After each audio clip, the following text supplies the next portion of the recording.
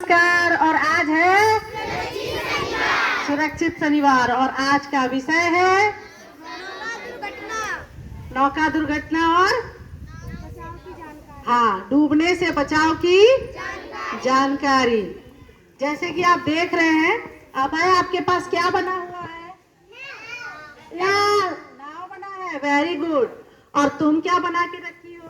नाव। और आप क्या बनाए हैं?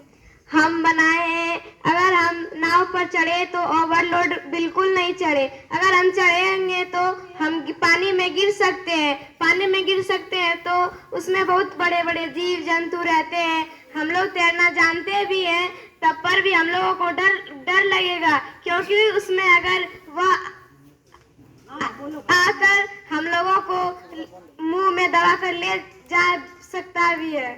ये देखो, बहुत बड़ा सा ये शार्क मछली बनाई है, या फिर डॉल्फिन भी। डॉल्फिन हालांकि हमला नहीं करती है जल्दी। अच्छा बेबी, आप बताइए।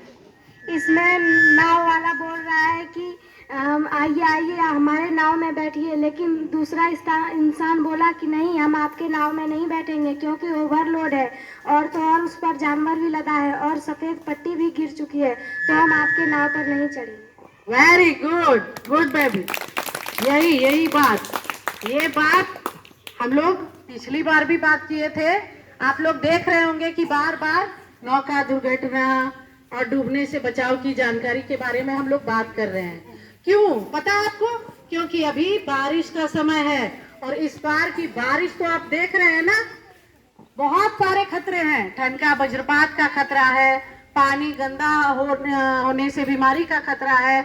उसके बाद अभी के समय में आपके घरों के आसपास डब्बा होगा, नाद होगा, गमला होगा, ये सब में क्या होता है? बारिश के समय पानी भर जाता है और उसमें आप देखेंगे छोटा छोटा पिल्लू जैसा ऐसे ऐसे डांस करेगा, काला काला। वो क्या होता है पता है? वो पिल्लू नहीं रहता है, वो मच्छर का लार्वा होता है। आप शायद विज्ञान में पढ़ेंगे और जब आप आगे क्लास जाएंगे तो आपको जरूर पढ़ने मिलेगा। और ऐसे अच्छे सफेद, जो क्या बोलते हैं, स्वच्छ पानी में जो बारिश का पानी जमा होता है, इसमें डेंगू मलेरिया का मच्छर फैलता है। तो हम उससे भी सावधानी रखें। कहीं भी ऐसा गड्ढा है जिसमें ऐसा मच्छर का लार्वा जमा हो सकता है या उसमें अंडा दे सकता है, उसको हम मिट्टी से भर देंगे। कहीं कोई डब्बा है जिसमें पानी भर गया है, गमला है, उसको हम खाली कर देंगे, उल्टा करके रख देंगे। ठीक है? और नाव पे जब हम चढ़े तो बहुत सारी बातों का ध्यान रखना चाहिए। कौन कौन सी बात का ध्यान रखेंगे, या डूबने से बचाव के लिए कौन कौन सी बातों का ध्यान रखेंगे?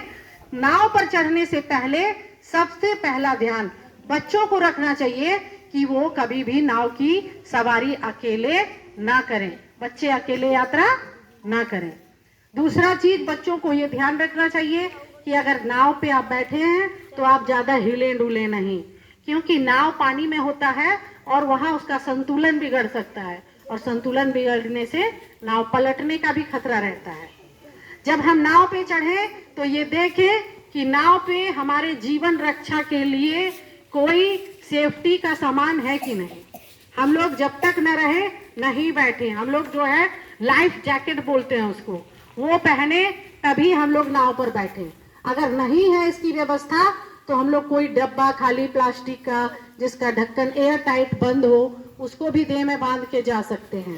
कितना भी आप तैरने जानते हैं तो भी आप ऐसे नाव की यात्रा नहीं कर सकते हैं जो पहले से ही जर्जर अवस्था में है, जो पंजीकृत नहीं है। यानी कि गाड़ी में नंबर प्लेट होता है ना, जो सड़क पे चलता है, हर गाड़ी पे देखे होंगे नंबर प्लेट रहता है। झारखंड का है तो JH, बिहार का है तो BH, और कुछ कुछ नंबर दिया रहता है। यूपी का है तो UP लिखा रहेगा, बंगाल का भी लिखा रहता है। ऐसे ही हर जगह के स्टेट का कहाँ का गाड़ी है ये पता चल जाता है। उसके एकमात्र नंबर से ये पता चल जाएगा ये गाड़ी किसका है, कहाँ का है, सब कुछ। और पंजीकृत नाव, उसी तरह नाव का भी पंजीकरण नंबर होता है। नाव पे सफेद पट्टी होती है। सफेद पट्टी अगर पानी में डूबा है इसका मतलब कि नाव ओवरलोडेड है और ऐसे नाव की यात्रा कभी नहीं करनी चाहिए। आप कभी कभी हम लोग हड़बड़ी में बस पे भी चढ़ जाते हैं, ओवरलोड बस पे एकदम पैर रखने की जगह नहीं है, छत पे चढ़ गए। और सुनने में आता है क्या कि रास्ते में जाते हुए किसी तार, हाई टेंशन तार से टकरा गया और वो करंट लगने से मौत हो गई। हम एक बार पाकुड़ जा रहे थे और इसी तरह ओवरलोड बस था और जिसपे हम नहीं चढ़े और उस बस